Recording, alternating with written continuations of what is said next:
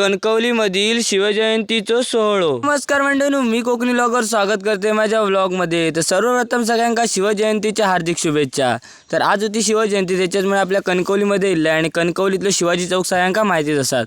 या ठिकाणी इल्यानंतर विविध कार्यक्रमांचं आयोजन केलं होतं। तर या ठिकाणी सुंदर असे स्टेज वगैरे बांधलेले होते।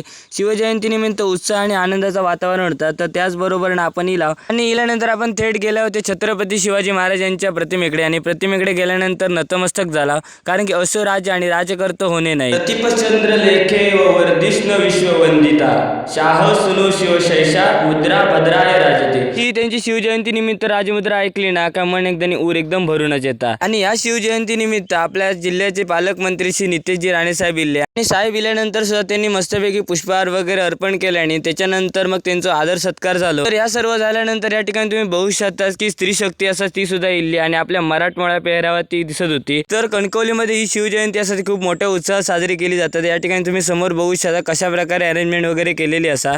त्या ठिकाणी जिल्ह्याचे पालकमंत्री तर नितेशजी राणे साहेब इल्ले, तर त्याचबरोबर या ठिकाणी इतर सुद्धा गर्दी होती। तर सकल मराठा समाजाने कणकवलीतल्याने त्यांनी संपूर्ण कार्यक्रम आयोजित केल्याने होतो आणि याच आयोजनाच्या थैना सुंदर अशी शिवाजी महाराजांची अजून एक प्रतिमा उभारली गेली होती आणि त्या ठिकाणी सुंदर अशी सजावट सुद्धा केलेली आपल्याला दिसता। तर या ठिकाणी सुद्धा जाऊन चरणावर नतमस्तक झाला आणि त्यानंतर इले पुढे बाजारपेठेत, तर बाजारपेठेत सुद्धा शिवजन्मोत्सव साजरा करत होते। तर कणकवली शहरातल्या वासियांनी या ठिकाणी शिवजन्मोत्सवाची तयारी केली होती। या ठिकाणी सुद्धा गेले आणि गेल्यानंतर शिवाजी महाराजांच्या चरणावर नतमस्तक झाले, सुंदर असं त्यांचा आशीर्वाद घेतलाय। या शिवजयंती निमित्त ना आपण चांगले शिवाजी महाराजांचे 4 जर गुण घेतले ना तर शिवजयंती खऱ्या अर्थाने साजरी केल्यासारखी वाटतात। तर आपल्या संपूर्ण कणकवलीतली शिवजयंती कशा प्रकारे साजरी केली दाखवण्याचा प्रयत्न केलाय। कसं वाटलं व्लॉग हे कमेंट करून नक्की सांगा आणि व्लॉग आवडला असत ना तर लाईक शेअर आणि फॉलो करू विसरा नको।